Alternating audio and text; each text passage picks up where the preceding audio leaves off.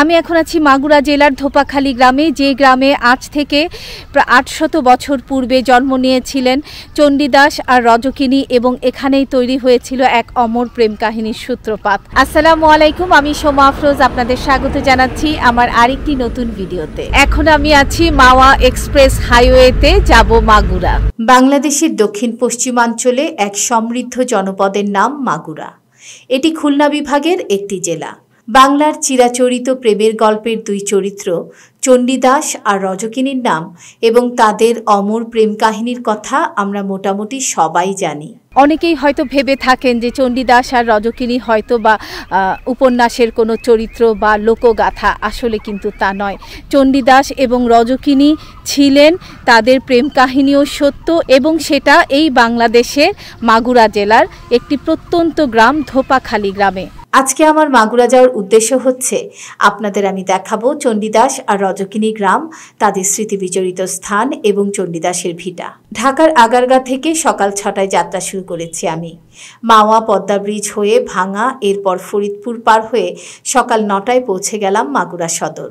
আমাকে যেতে হবে মাগুরা থেকে আরও ২৫ কিলোমিটার দক্ষিণে, অর্থাৎ মাগুরা থেকে যশোর যাওয়ার রোড ধরে মাগুরার শালিখা উপজেলার শতখালী ইউনিয়নের ধোপাখালী গ্রামে।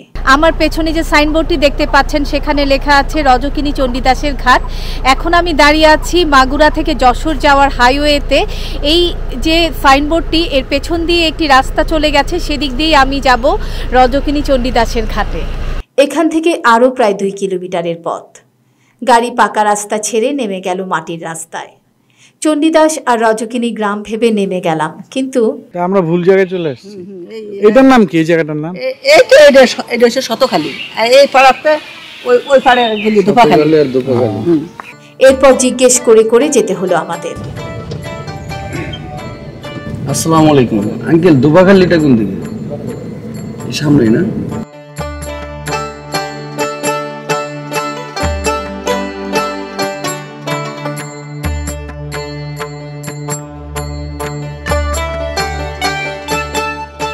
লোকজনের দেখানো পথ ধরে যেতে যেতে অবশেষে পৌঁছে গেলাম ধোপাখালী গ্রামে।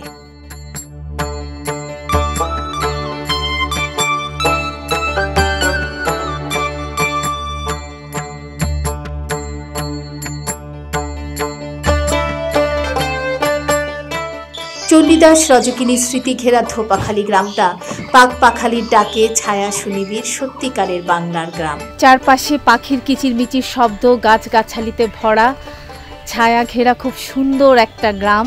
এরকম প্রাণ জুড়ানো গ্রাম আজকাল খুব একটা দেখা যায় না। প্রায় প্রতিটা বাড়ির সামনেই বিশাল রক্ত জবা ফুলের গাছ। সবুজ গাছগুলোতে ফুটে থাকা লাল রঙের জবা ফুলের উপর যখন চকচকে রোদের আলো পড়ছিল, তখন অদ্ভুত সুন্দর লাগছিল। রক্তজবা ছাড়াও দেখলাম সন্ধ্যা মালতী, মাধবীলতা, এছাড়াও হরেক রকম ফুল আর ফলের গাছ।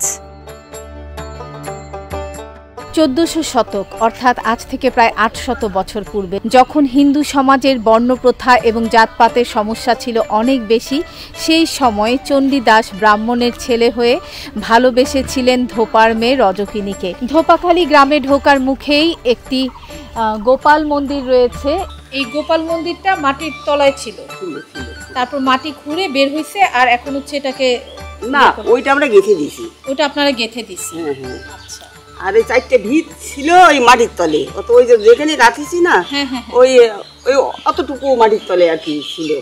এর নিচে মাটি খুঁড়ে গোপাল মন্দিরটি পাওয়া গিয়েছিল, যেটা রজকিনী চণ্ডীদাসের সময়ের গোপাল মন্দির, এবং এই মন্দিরেই সেবাদাসী ছিলেন রজকিনী, যেটা মাটি খুঁড়ে আবিষ্কৃত হয়েছিল, এবং পরবর্তীতে এই জায়গাটাকে চিহ্নিত করে রাখা হয় গোপাল মন্দির হিসেবে, এবং সে সময়ের রজকিনীর স্মৃতিচিহ্ন হিসেবে এই জায়গাটাকে চিহ্নিত করে রাখা হয়। এটি কিন্তু ধোপাখালী গ্রামে ঢোকার মুখেই এই গোপাল মন্দিরের চিহ্নটি পাওয়া যায়, যেখানে লেখা আছে বহু পুরাতন গোপাল মন্দির। এই মন্দিরে সেবাদাসী রজকিনী ছিলেন। আর এই চণ্ডীদাস আর রজকিনীর যে ঘটনাটা, এটা তো এই গ্রামেরই। এই গ্রামের বলতে মানে গ্রামেরও মানে সরকারি পর্যায়ে অনুসন্ধান করে করে এই জায়গায় সঠিক হয়েছে। ওই দুয়ার ভিতরে ওপারে আর মানে একটা ভিটা আছে, চণ্ডীদাসের ভিটা, আর এই রজকিনীর ভিটা আবিষ্কার এখনো হয়নি। কোন ভিটাটাই ছিল, কিন্তু গ্রাম এটা ছিল। এই গ্রাম এপারে ছিল ধোপাখালি পাড়াতে, এই যে আমাদের এই ভিটেটার ওই পাশে ছিল ধোপাখালি পাড়া। এই হচ্ছে চণ্ডীদাস আর রজকিনীর গ্রাম ধোপাখালি। এই গ্রামে জন্ম নিয়েছিলেন চণ্ডীদাস আর রজকিনী। চণ্ডীদাস ছিলেন ব্রাহ্মণের ছেলে, আর অন্যদিকে রজকিনী ছিলেন এই ধোপাখালি গ্রামেরই ধোপার মেয়ে। আর এখান থেকে সামনে গেলেই হচ্ছে দেখা মিলবে রজকিনীর ঘাটের, সেটা আর একটু সামনে। ওই যে বাড়িটা দেখছি, ওই বাড়ির নিচে এই দুয়া। চলো, আমি এখন একটি বাড়ির ভেতর দিয়ে যাচ্ছি। এই বাড়ির পাশেই হচ্ছে সেই নদী, যেই নদীর এক পাড়ে বসে রজকিনী কাপড় কাচতেন আর অন্য পাড়ে চণ্ডীদাস বসে বড়শি দিয়ে মাছ ধরতেন।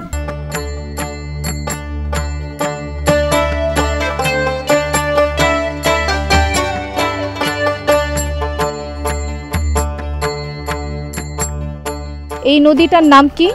এই নদীর নাম হচ্ছে দুয়া। দুয়া। চণ্ডীদাসের বাসা ওই পাশে, আর এই পাশে হচ্ছে রজকিনীর বাসা। চণ্ডীদাসের ওই ঘাটে ছিল। ওইটা হচ্ছে চণ্ডীদাসের ঘাট, আর এটা রজকিনীর ঘাটে যেটা। আচ্ছা, আমি এখন যে নদীর পাড় দিয়ে হেঁটে যাচ্ছি, এই হচ্ছে সেই নদী যেই নদীর ঘাটে বসে রজকিনী কাপড় কাচতেন।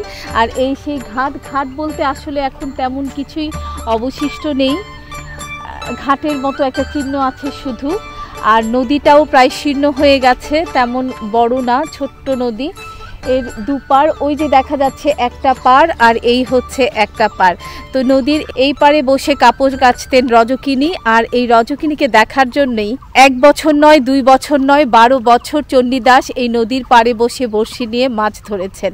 এবং এই 12 বছরে চণ্ডীদাস আর রজকিনীর মধ্যে কোনো কথা হয়নি। তারপর 12 বছর পর একদিন রজকিনী চণ্ডীদাসকে জিজ্ঞেস করেছিল যে আপনি কি মাছ ধরেন, এবং এভাবেই তাদের মধ্যে কথার সূত্রপাত হয়। তাই এখানে একদিনকে বলে করছে কি যে মাছ কি ধরিছে, তা করছে আজকে একটা টিপ মারল।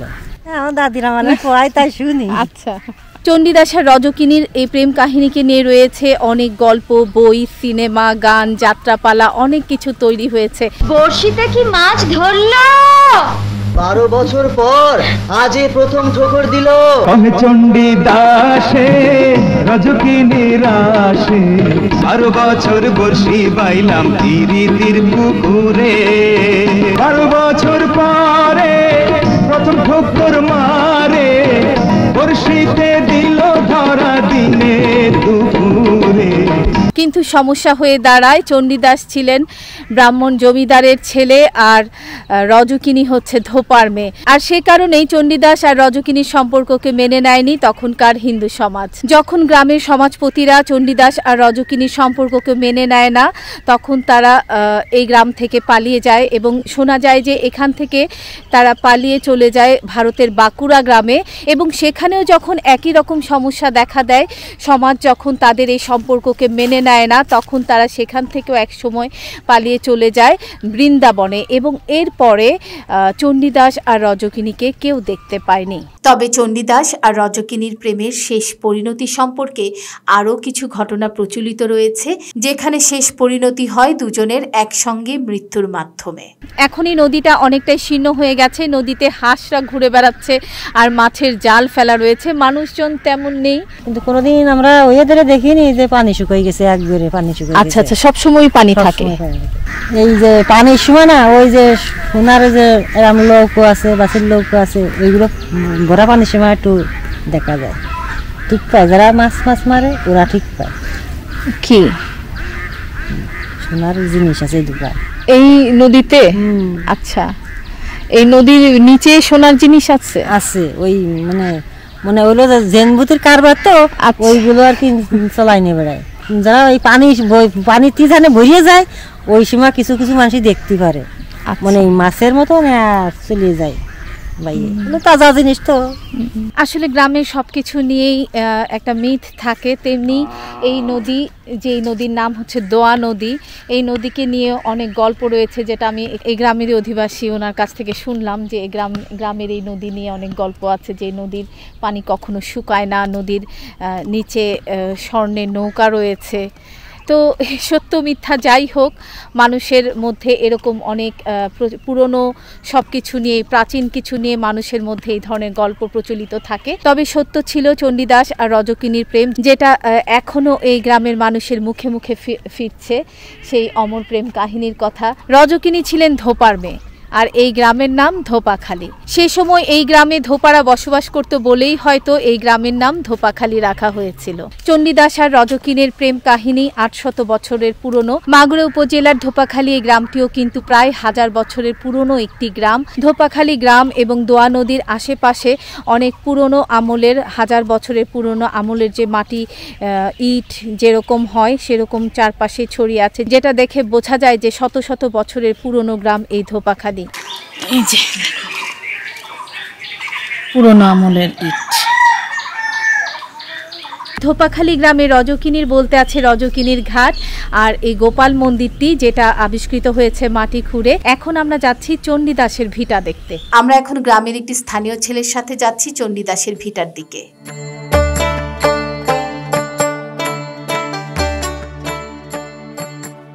নদীর ওপাশে যে চণ্ডীদাসের গ্রাম দেখেছিলাম, আমরা এখন যাচ্ছি সেই দিকে চণ্ডীদাসের ভিটা দেখতে।